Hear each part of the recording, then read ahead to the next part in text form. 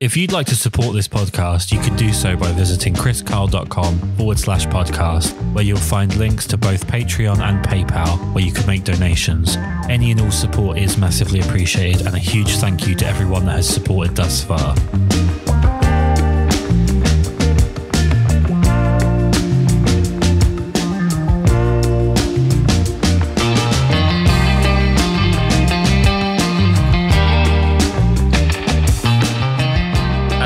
Comes from a country where the most deadly animals we have are either teenagers outside of Tesco's or foxes that root through your bins. It's always fascinating to see people that photograph real life, actual dangerous, interesting, exotic animals.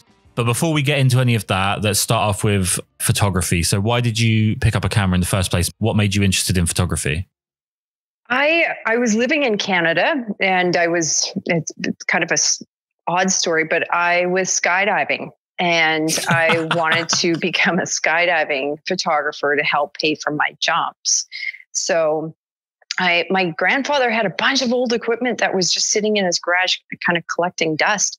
So I ended up trading it in, and I bought my very first DSLR. And then I've been diving for a long time. So I started diving when I was 14, and it just kind of, the two passions just kind of merged together in about 2015 when I purchased my first underwater housing. And since then, it's been 100% underwater that I've been focusing on. Well, America's got animals, North America that is, has got animals, on land that are fascinating to photograph and are plenty dangerous. And as someone that obviously found hobbies in jumping out of moving planes, is it just a willingness to be terrified and close to death at the same time as trying to photograph, or what was it that brought all this together? Well, for me, I do love being in the moment and being in flow. And so I think in all the different activities that I've always undertaken throughout my life have always kind of centered around that, of being in the moment and moments which make you feel alive. But with underwater, really it came back in, 2017, I came across this TED Talk that was presented by Dr. Sylvia Earle, who is a world-renowned scientist, explorer, author. She's she's kind of like the Jacques Cousteau of our time. But she delivered this prize-winning TED Talk about locations that are very special, very unique, and they're called hope spots. So they're ecologically unique and scientifically found to have an overall impact on global ocean health if they were to be protected. And so I was fascinated by this TED Talk, and I delved a little bit deeper into these various different hope spots. Right now, there's a little over 82 of them around the world. And I came across the story of a little village off the coast of Baja called Cabo Pulmo. And in 1995, the village contained about 15 families, so it was very small. Mm-hmm. And they were concerned about the protection of their coral reef, which was about 20,000 years old. And so this small little village petitioned their government to create a marine preserve. And it happened in 1995. They were successful in doing so. And over the next 14 years, the area of Cabo Pulmo basically completely recovered. So researchers found a 463% increase in fish biomass with a return of every single species.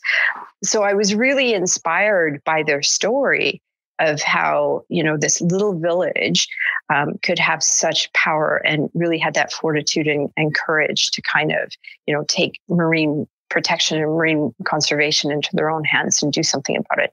So as soon as I saw that and I read that, I knew right away that this is what I wanted to dedicate my career to, was ocean conservation and kind of telling these stories and assisting those who are really on the front lines of conservation. Is one of the problems with, there's a huge bite I could take out of what's going on with the world in general, because it seems like we have a disaster every other minute at the moment, especially you guys over in North America. But Is there a situation, and this is a bit political for a photography podcast, but is it kind of, we're in a point now with the oceans where I feel like as the human race currently exists, we're like two kids arguing in the back of the car over who gets the chocolate bar while the car is literally rolling off the freeway into a ditch, and there's the potential for quite a lot of death. We're sort of arguing semantics in a situation where actually there's this huge problem looming just to the side that we seem to be paying very little attention to. And it is so true. And I mean, I don't have I'm not a scientist. I'm just a photographer, but the reports that we're seeing from scientists and conservationists, I mean, especially with sharks, is that, there was I think it was a 71% decline globally in shark species. And the thing is that they're a keystone species. So without a healthy population of sharks, I mean, the whole ocean ecosystem is thrown out from everything from, they've shown, like, for example, if hammerheads are overfished in an area, then it completely decimates the shellfish population. So that happened. They did a study on that on a fisheries in New Jersey. I think it was New Jersey. Also, it affects the whole, like, pH. So you get kind of uncontrollable algae blooms. So, I mean, it does, it impacts the whole ecosystems and many different economies, not just, it's not just about saving the planet or, liking sharks because they're cute. It really, it has many, many different consequences that, I think this is the urgency that a lot of the conservationists and scientists are kind of hoping that the world pays attention because, I mean, we are in such a delicate spot right now that things can go, one of two ways. And we are a blue planet. The ocean, we depend on the ocean for, food, for oxygen, for fresh water, for commerce, for everything. So yeah, I definitely feel like it's very, very, very difficult time and one that kind of requires, like, all hands on deck. There's one thing about the vernacular of what's sort of being explained to the everyman at the moment that I think is my one problem. And I actually think I have a point that is worth listening to from people that are significantly smarter than me, which is that we need to sort of select our outrage. One thing that I'm definitely seeing way too much of, and it goes way outside of, sort of socio-economical problems, social political problems, problems with the environment. It's applicable to pretty much anything, but it's just stop being outraged by everything, because what happens is outrage becomes white noise. Yeah. And the problem with that is that we're going to turn off people that potentially could be, signatures on petitions. They could be people that are voices that politicians have no choice but to listen to, for the sake of making everything an outrage. And one thing that comes up quite a lot is the term irreversible damage. And the problem with the term, and it might be right, it could be 100% correct, but the problem with the term irreversible damage to someone as we would say in England as thick, which in America apparently means something quite different. It means stupid here. For someone as thick as myself, if you say irreversible damage, I think, okay, so what's the point then? If it's done, it's done. That's the way I think a lot of people see it. And do you think that, and then we'll get back to photography, I promise, do you think that perhaps the communication between the incredibly smart people and the layman's like myself could perhaps be improved to kind of get the message across a bit better? 100%. Yeah, I definitely think so. But I mean, I think also there has to be that urgency, but maybe at a political and corporate level. I think that so many people, like we feel like, yes, we understand that there's a problem, but so many people, I feel helpless, perhaps, or what can you do? And so I think you're right in that if there's too many of these emergencies, I mean, people just start to feel powerless and that there's nothing that can be done. So let's move it to photography, because I feel like that is something that we should probably talk about at some point. Yeah. How does photographing help you sort of spread the message of what you're seeing? Well, what it's allowed me to do is to really understand kind of, especially in some of these areas, I've been doing a little bit more work within the Sea of Cortez, which is a location it's basically between Baja California, Mexico, and the Mexico mainland. And so what it's allowed me to do is really kind of develop a better understanding of the relationships of the people, the communities, and also within the conservation organizations who are really working so hard. So for me,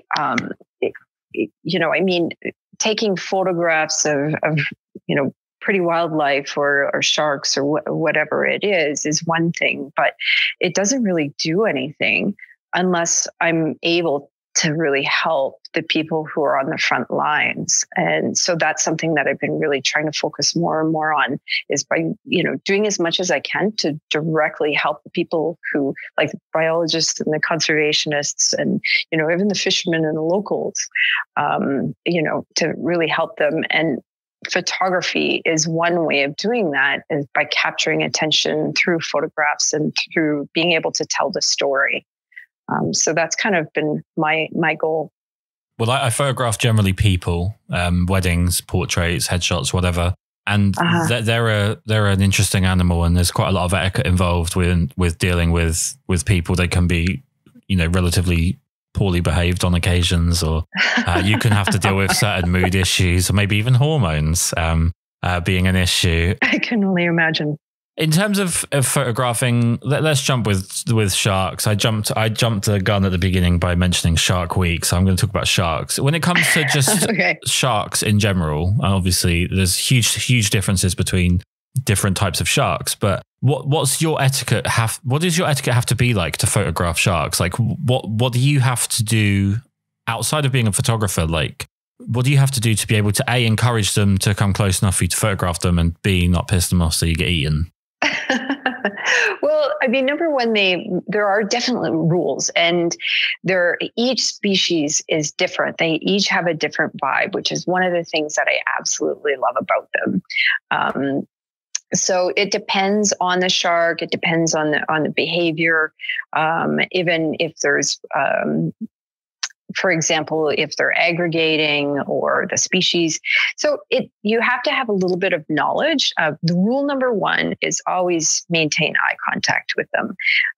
So they recognize that we're not food. We don't look like food. And especially if you don't behave like food. So if you're always facing the shark, if you're not fleeing from it, that's always a good idea. And if you're just really kind of standing your ground and maintaining eye contact, they're really approaching with curiosity. Mm-hmm. So they do get interested in the electrics that are given off by the camera. So they will come quite close. And I'd never even thought of that. Oh my goodness. Yeah. But I've always had just beautiful, peaceful interactions with them. And I think this is the one thing, there's a lot of shark tourism operations that I dive with in Cabo. And it's amazing when you see somebody who has been the first time in the water with sharks, and you get to see kind of how they now understand and kind of see the animals in a different light. Because, Jaws was an amazing movie. I love it. But it unfortunately did, of course, a lot of damage. Mm-hmm. A lot of people think that if you're in the water with the shark is just going to immediately come up and bite you or be aggressive. And that's not the case. So it's always wonderful to get into the water with these incredible species, and you get to see what they're truly like, which is quite fascinating. Well, you've just said that there's quite big differences between the species in the way that they interact, the way that they behave. How much knowledge do you have to, there's like so many avenues, like I can't even figure this one out. So you don't even know what you're going to encounter when you go out, right? Because it's not like you set up a meeting. So when you head out to photograph, how much knowledge do you have to have kind of pre-instilled on all of these different varieties? Well, for me, for example, if I go to, say, Florida, I know that there's going to be specific species there. So lemon shark, and For example, lemon shark are really, I mean, they just swim up and they're really chill and really relaxed. They also might have tiger sharks, which people are kind of familiar with. Tiger sharks are very big, and they're a little impish, so they kind of like to get into stuff. So you have to really have maybe a stronger presence with them. So always maintaining that eye contact, but they're just a little bit bigger. When I am in Cabo, for example, Makos, which are one of my favorite ones, they're fast and they're very, very curious. So with those guys, you're just always making sure that you have, some barrier in between you and the shark. But really, this knowledge and basically what I've tried to do is every time I go on a trip, I've tried to surround myself with some of the most knowledgeable experts in sharks. And I try and just learn as much as I can from them. And I'm always going out with a guide. So for example, if I'm diving with a new species, then I'm going to be, really enlisting the help and the knowledge of an expert within that species. So, but really, once you get in the water with them, I mean, they're kind of coming at you with a little bit of curiosity, but it's for the most part, it's never aggression. So, but I think it depends on which species. So, last year I was in French Polynesia. And we were on a expedition there for, I think, 7 days, 8 days or something. And we were diving with humpback whales. We were free diving. Wow. Yeah, it's amazing. I mean, whales are just like out of this world. Mm-hmm. But I also knew it as a location for my ultimate bucket list shark. And that is the oceanic whitetip. Like, these are incredible animals. They're globally reduced, I think, by like 98% because of overfishing, but they are one of the top 3 kind of, they're known to be aggressive in that. I mean, if somebody, they are known to attack, right? But it's typically, if you're in the water with them, it's always these guys, you need to have the rules. So you always have to maintain eye contact with these guys. They're definitely a shark presence. But we ended up having about 15 minutes with this one individual who was just circling around. And it was just the most incredible experience because she would come in, and she was not aggressive, nothing, maintain that eye contact, and she would just circle slowly.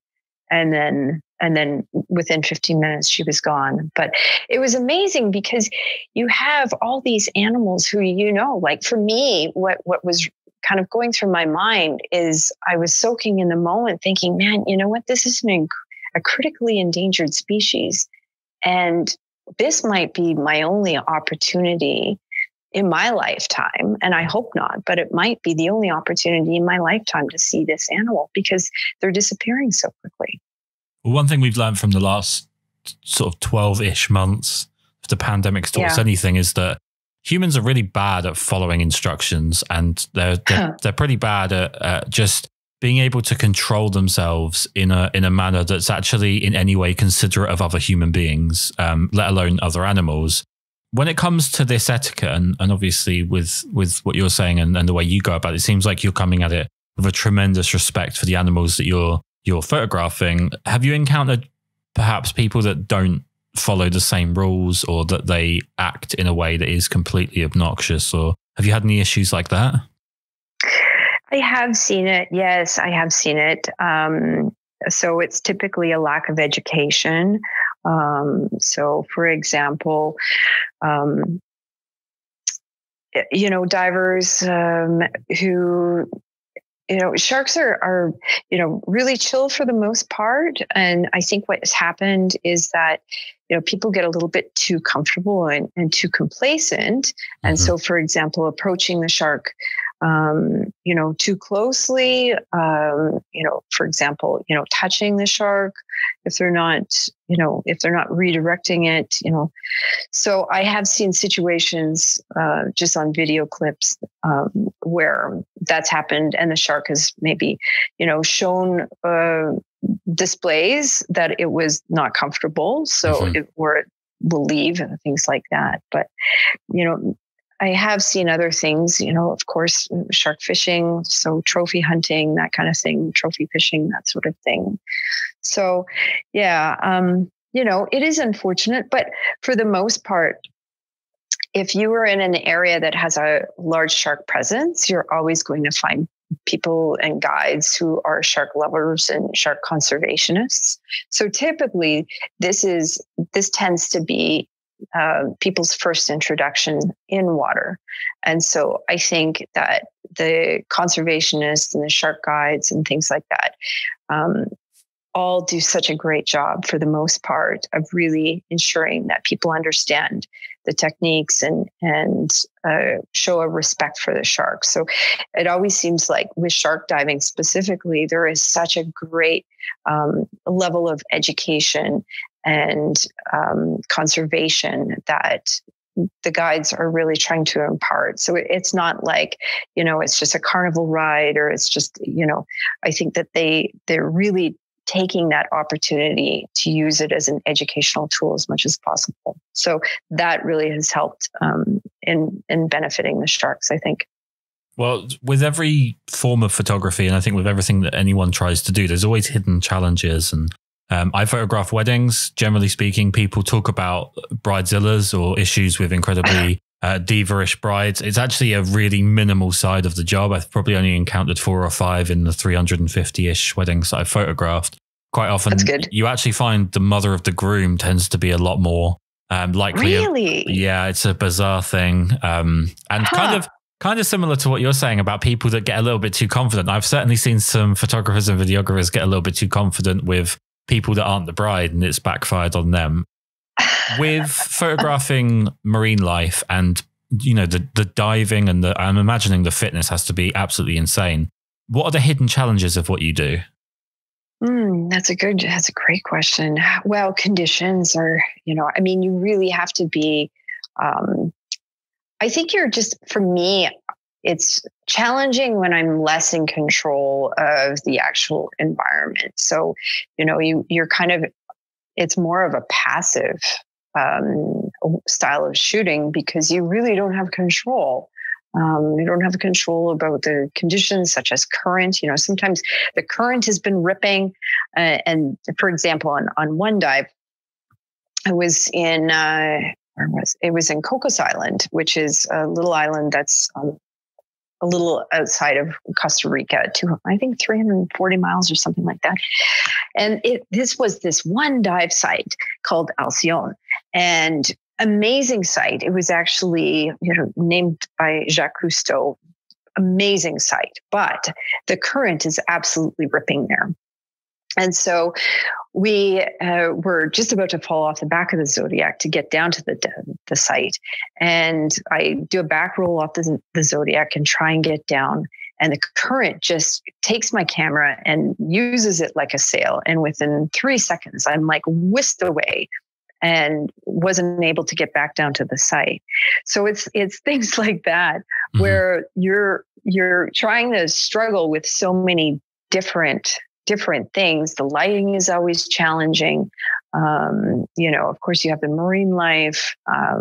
It's great in that it feels very 3-dimensional for me. I think when I'm shooting in that, it's always very challenging. I feel like a lot of people would think that there's only one species of shark, and you've mentioned jaws, and I think a lot of people only really know great whites as like the only household name, which is as a man who was a fan of the movie Deep Blue Sea, I'm definitely aware of makos. I've seen blue sharks for real in my life. They look like beaker. Have you from the Yes, Muppets? They do. Their mouth looks like it was an afterthought. Like it looks like when they designed that animal, they were like, "Oh shit, we forgot the mouth," and they just like tacked it on at the end. It's a very bizarre looking animal. Yeah. So Yeah. something I feel like people would do in your position, or at least I feel like I would do maybe, is chase hero shots, is to chase the really obvious, the big bitey, aggressive looking moments of sharks doing what sharks do in most people's nightmares. How hard is it to avoid that? Because I guess as well, the one thing that you have as a problem with that is that it kind of adds to the stereotype, right?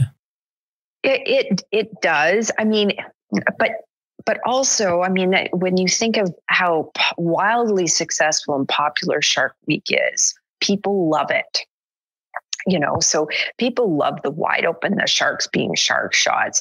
And in actuality, I think they're very, very difficult to get. So the images that you see of sharks really with gaping mouths and things like that, it's typically very, very good photographers who are taking that, because they have to be experienced enough to understand the shark behavior. They have to be comfortable enough to get very close to the sharks. So, it's not an image that somebody who's out on their first, shark trip would be able to get typically. So yeah, those images are great. I think they serve their purpose. But because they really capture people's attention. But also, I think if it was 100% those types of images all the time, it really doesn't show, I think, the true nature of sharks, which is typically, I mean, they're curious animals, and yes, they have their role in the ocean, but they're not just like mindless killer.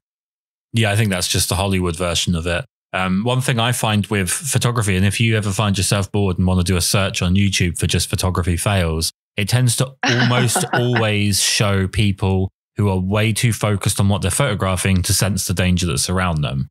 Whether it be someone like wandering out near a train to get a picture down in the complete opposite direction, anything like that. It's incredible how focused they do tend to be men, to be fair, but it's amazing how focused you can be when you're looking through a camera. You almost feel like nothing outside of the viewfinder exists. Have you ever had a situation where you've been like really focused or really excited or really into what you're photographing and kind of not maybe had a full scope of what was going on around you? Tunnel vision, yes. I mean, I think that's easy to do. I think if I'm in the water with sharks, I work with, I've got this great crew that I always love to shoot with them, just because I trust them so much. They're amazing shark professionals. And so I feel like they always have my back. But let's see.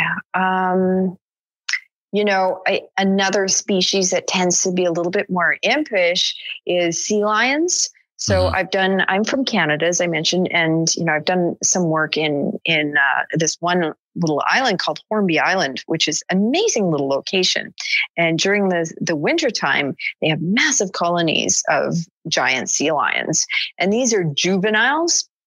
So juvenile sea lion, it sounds small, but they're not. They're some of them can get about the size of a little compact car, and they get really impish. Yeah, and so at these rickeries, a lot of them are very, very playful, and they're not scared of humans whatsoever. And so if you're focused on something, what they'll often try and do is come up behind you, and they'll try and like nip on your fin to see what you're about, or they'll maybe try and like, mouth on your hood a little bit. Like it's like being at a 6-year-old's birthday party and all they've had is cake and Mountain Dew for like the last 12 hours. So that's one kind of area of marine life where you have to kind of be a little bit more aware of your surroundings. Definitely with sharks, you do too. Like you definitely cannot be focused on your viewfinder. You definitely have to have your eye on the swivel for sure. But I've never really had any issues with the sharks, just because, I feel like I'm learning as much as I can every time I'm in the water from people who are much better. And then two, just not having your eye on the viewfinder. You're really kind of keeping your camera positioned in front of you rather than looking at the viewfinder. You're keeping it in front of you. And then kind of shooting that way, which Which was interesting when you're first learning, because you get a lot of like the framing was a little bit challenging. So, but you get used to it. Yeah, I mean, how do you go about learning composition? Because that's a hell of an on the job experience when you've also got to be aware of the animals and movement and stuff. Like, at least with photographing people, you can kind of photograph family members and figure stuff out before you go and do it for realsies. Whereas, you know, you can't go and, you know, pop into the back garden to the paddling pool and find the great white shark to photograph in different ways and see what works.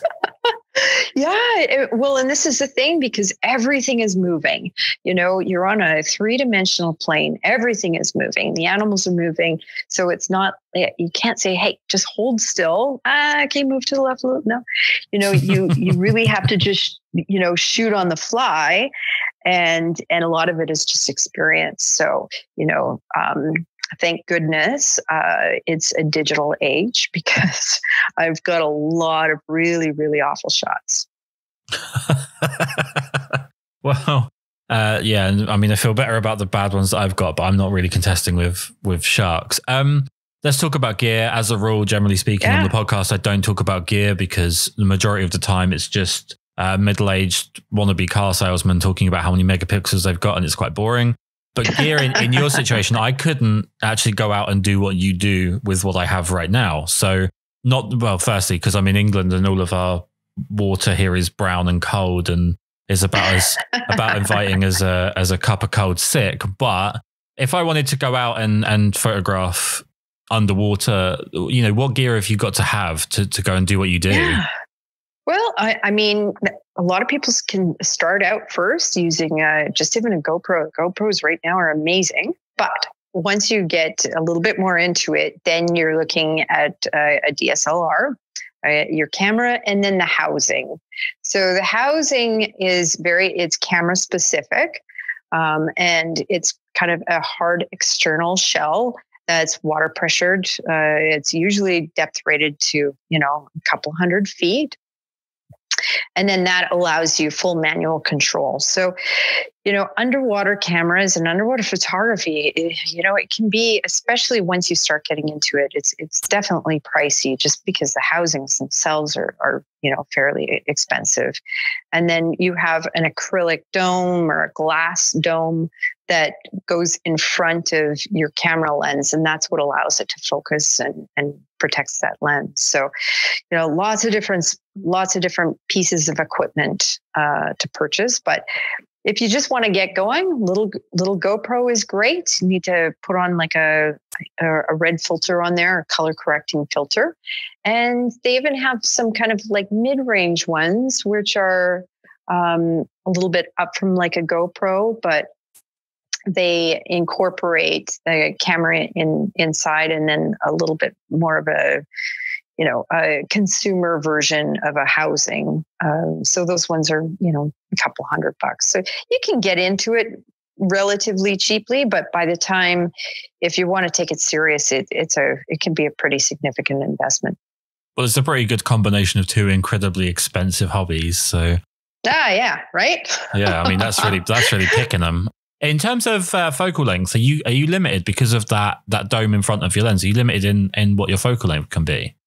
You know, that's a really good question. I don't know the answer to that. I really don't. Because it feels like underwater you have like a limited distance that you can really see clearly in most cases anyway. So you can't really go ultra long regardless. I just thought maybe that was a factor. You know, because I think it would, I mean, really you're limited by your visibility, you know, so because the water visibility changes so much. So that would be, I think, a bigger factor than that. But and then the shot selection process, you get back from one of these trips and you've got, you know, like you say, just tons and tons of images because of the joys of digital. What makes it for you? What makes a great image of what you've taken? What does it have to have? Well, for me, I just get a little bit of if I see something that I like, and sometimes, you know, I'll only catch it later, but number one, I like the light. I have to like the light. And then two, you know, I try and shoot for something that I haven't seen before. And that's kind of what I'm trying to go for. And then 3, it just has to give me a feeling like I get like a little, and then I'm sure you get that feeling too, right? When you have that image that you really like and it's just like, you get excited about it. That's the emotion that I'm looking for, or that I try and shoot for. But yeah, I mean, it's basically going through a lot of different photos and then trying to shoot a little bit more creatively as soon as, if I've been shooting a specific subject or location, it always takes me a while before I really feel more comfortable getting the basics. And then I can feel like I can start getting a little bit more creative in what I'm trying to achieve. And a lot of times it doesn't work, but you have to just be willing to, try something different. But I think the biggest thing has to be the light. Yeah, which is always the most underestimated factor for people getting into photography, because it's always every problem solvable with buying a new toy that will fix all your problems. And I think just learning light is really important regardless of how you're approaching things. One thing that I feel like you have to suffer from doing what you're doing, and I had to really wean myself out of this issue, is like becoming emotionally attached to moments. So when I'm photographing someone, I might be having like an awful time shooting, or I might be having a great time shooting.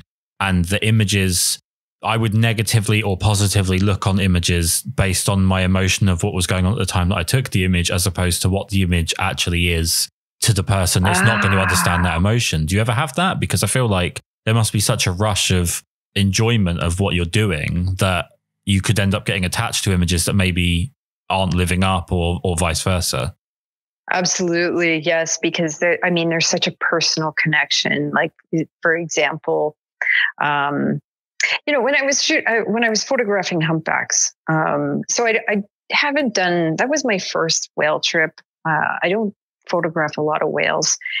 And the first time that you see them, it's amazing. Like they're so large that it actually, your brain takes a minute to just register. Like, it's confusing for your brain because it's not used to seeing an animal this large. And so when I got back and when I started kind of editing some of my photos from the humpbacks, like I don't know, the emotion wasn't there. Like it was, but I have a feeling like I was more wrapped up in the moment of like I can't believe what's in front of me versus actually, being able to process that enough to kind of focus on shooting. So yeah, it definitely, the emotion does play into factor. And then 2, I think if you're photographing something that, something a little bit more conservation based, where it's sad or it's difficult to see, then that has, comes into play as well. So you're swimming, you're photographing, you're around dangerous animals potentially, but you're around animals that you have to respect one way or the other. The whole situation is just a whole bunch of moving parts that you're trying to navigate through. Yeah. I'm assuming then that if you were to switch to, or even just take a punt at photographing in Yellowstone, that it would almost feel like you needed to add to the challenge. It would be a little bit too easy for you. Well, I don't know. I mean, I would feel out of my element because I don't really know any of those species, but gravity, I would be grateful for the gravity, like that would make things a little bit easier, but yeah, I don't know. It's definitely different. It's definitely different just because I think, normal wildlife photography, if you're on land, I still think it's the same thing. I think you have to really know your subject well, and you have to spend your time really understanding your subject in order to capture it, which, I think is similar in any genre. I mean, for brides, for wedding photography, you have to really understand, all the moving parts. It's definitely the case. With all of the things that you've experienced, all of the places that you've been, all of the animals that you've been surrounded by, is there anything that's kind of, the cherry on the icing on the cake at this point that you'd really be looking forward to potentially getting the chance to photograph at some point? Oh, yeah, I would. I mean, I'm in such a great spot right now. Like I love what I'm doing within the Sea of Cortez, and I'm just so excited to do more of it. It's such an ecologically unique area that attracts a wide variety of different sharks. So, I mean, I love makos. They're just such a fascinating animal. And, I feel like I'm just on the beginning of this journey. I'm just right at the very, very beginning of kind of, scratching the surface of kind of my understanding on them. So I'm just really excited for that, of where I'm at. I mean, of course, I would love to photograph great whites, definitely. But I think the makos for me are where it's at. Well, I remember hearing a story a long time ago. I think it was for a family friend who'd said that and this is how all stories go in England, by the way. It's someone who telling you a story about someone that they know. So you've got no chance of this being factual. But they went to South Africa to do the cage diving. Nice.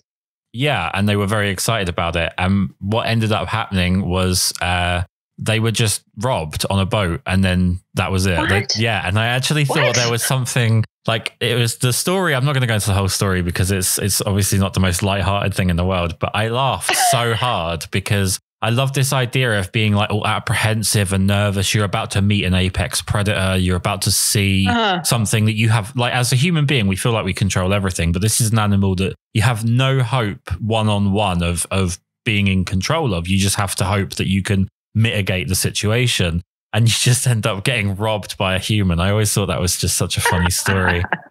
Now, oh my goodness, it's awful. Something that is coming up more and more here is your wonderful Canadian accent, and I'm a huge ice hockey fan. And one thing I know about ice hockey is that you can always teach people how to control the puck, how to use a stick, but if they're not good on their skates, they're never going to be worthwhile. So the first thing that really you have to have is that ability to skate. That has to be the fundamental. I'm assuming if someone was listening to this and thinking, I'd love to go and photograph underwater, I'm assuming the first thing they've got to do is really learn how to dive at a really high level. Yeah, correct. I mean, yes, you do. You have to have good control of your buoyancy. So your buoyancy is how you're floating in the water column. And so your buoyancy has to be pretty second nature. But I think some people start getting into photography when they maybe have 25, 30 dives, just, something simple with a little GoPro, but it depends on people's comfort in the water as well. So you don't have to have like thousands of dives before you pick up your camera. And in fact, one of the kind of, you first get your initial certification, your dive certification, and then you do what's called the advanced diving course. And that kind of, it's not advanced, but it just gives you a taste of different types of diving. And you can take that right after your open water. And one of the dives is underwater photography. So you can learn a little bit about, how cameras work, and you take it out in the pool, and then you do a couple of dives with an underwater camera. But you're able to limit your environment. So, maybe you're going to take it to a site that you've been with before, or, with a buddy that, is going to kind of stay right with you. So there's definitely ways that you can get into it and ease into it. That are safe ways to do it. But, you're not going to, straight out of the gate going to go do, a super deep or challenging dive and then just add on a camera. That's what we call sometimes is task loading. So you have to manage your task loading so that you're only really trying one or two new things at a time, and then everything else you want to keep consistent. And that's kind of a safety. Well, I feel like I've got to ask this question because it's been asked of me about 40 or 50 times a week for the last couple of weeks. Have you watched Seaspiracy? Because over here, everybody's talking about it. I haven't watched it, but the amount of people that have asked me about it, when it seems to be completely unrelated to who I am, it feels like you must have watched it. You know what? I haven't actually. I have not yet. But again, same thing. Everybody asked me that. Same thing. Same thing with My Octopus Teacher, which again, I haven't seen that either. It looks amazing. I don't even know what that is. What's that? My Octopus Teacher. I think it was a Netflix, but is a charming. And I think, you know what? I think he was based in England or based in the UK. Anyway, it's a lovely little story of a free diver. I think he was also a university professor or something. And he developed this wonderful relationship with an octopus. That sounds like a great Disney story. Very hurt. Yeah, right. Yeah, totally. But no, I haven't. I've seen a little bit of the back and forth about Seaspiracy. And, you know, I probably should see it before I make any comments on it. I feel like they could have tried a lot harder with the name. That's the one thing I would say is the name's it feels a bit rushed. It feels like a blue shark's mouth. Seaspiracy. Yeah. You know? Well, it's just the two vowel Seaspiracy. You know what I mean? It doesn't just like trip off the tongue. So, no. Yeah, but I mean, I think it, from what I understand, it really does address kind of the shocking reality of the pillaging that's happening with overfishing, and that absolutely needs to be addressed because it's something that I've been diving for a while, and definitely you're seeing it. We're seeing the effects of overfishing, like 100%. 100%. And not just like a lack of fish, which is something that I've seen personally, but, within the marine life, we're having to adapt, by hunting things that they normally don't eat, by changing their behaviors. It's crazy. I blame pescatarians personally. I think it's all their fault. Yeah. Okay, so it's been so fantastic to talk to you. Thank you so much for your time. But I have to finish with one question, and then I will let you go. So you started skydiving, then you moved on to deep sea diving and photographing apex predators and scary animals completely out of your comfort zone. Do you feel like the photography would ever be enough for you, considering it seems like you're constantly trying to find different ways to kill yourself? No, this is it. This is it. I mean, yeah. And I stopped skydiving, and now 100% is trying to throw myself into the sea. Why did you stop skydiving? Is it just because I feel like that's not something that's an itch that would ever be scratched? I can't imagine wanting to jump out of a plane in the first place. I'm shaking my head violently, but. Well, the funny thing is I think I got into it a little bit by accident, and it was an amazing thing because it forces you to really just for me, I confronted a huge fear, right? Like I thought there was no way I was going to survive that skydive.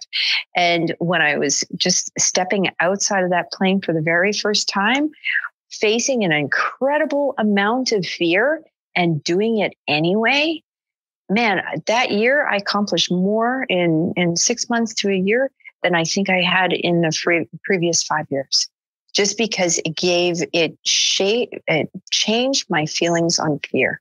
Wow. There you go. Yeah. Everyone should go jump out of a plane. Yeah, you got to do it once. Got to do it once. My wife really wants to. I'm absolutely petrified of heights, so it's probably not going to happen, but I'll cheer her on from the ground. Most important part of the podcast is that we're pushing as many people as possible towards work that I like so that I become a human algorithm. So where's the best place for people to go where they can find your photography? Oh, awesome. Instagram. Yeah. So definitely that's where I tend to post most of my stuff. So Instagram is at Samantha Schwann. Also, please say hello on Facebook, again, at Samantha Schwann. And then my website, which is www.samanthaschwann.com. It's ironic that you're called Schwann and you photograph sharks. I really wasn't going to make that joke, but I have to do it. Thank you so much for taking the time to do this. Awesome. Thank you so much for having me, Kris. I really appreciate it.